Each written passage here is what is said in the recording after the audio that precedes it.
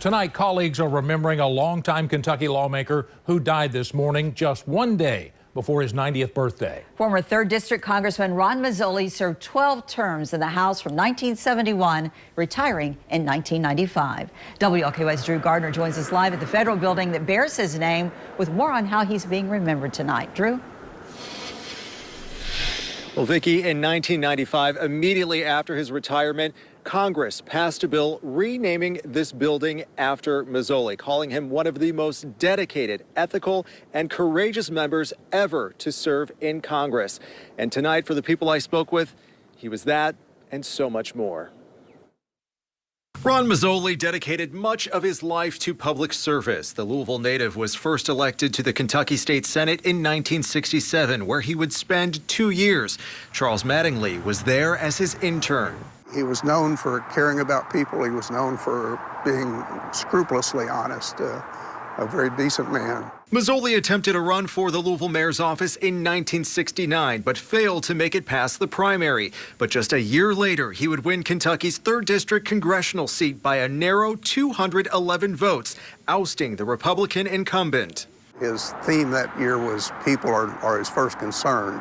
And I think that encapsulated his career, really, that he tried to make people his first concern. Mazzoli would hold the seat for 24 years. Despite being a lifelong Democrat, he wasn't always in lockstep with his party and would often reach across the aisle.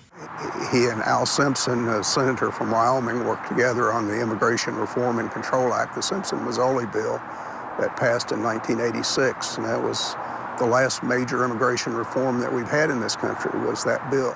That bipartisan win would become a defining moment in his political life. I think my greatest single legislative accomplishment has been the adoption eventually of the immigration reform bill. Mazzoli's influence far outlasted his 12 terms in Congress. Mike Ward, who served as Mazzoli's campaign manager, would go on to fill his seat. You know, politics comes from the word people, and he cared about people.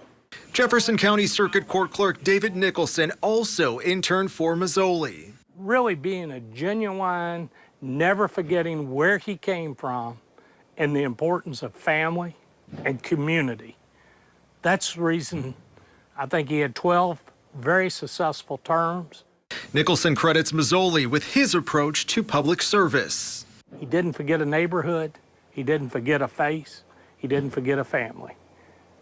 What more could you ask of a public servant?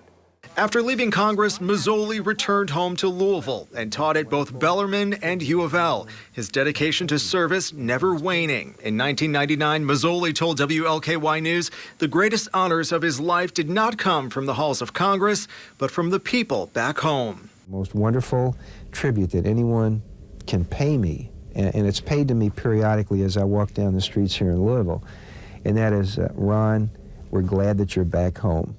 And despite his body slowing down in later years, his former chief of staff says his mind did not. Still very sharp. I mean, his mental sharpness never disappeared, but his physical ability to get around and so forth did, and that's what ultimately led to his death.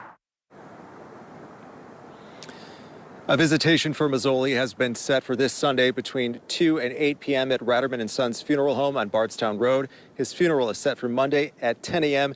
at Our Lady of Sorrows Church. Reporting live downtown tonight, Drew Gardner, WLKY News.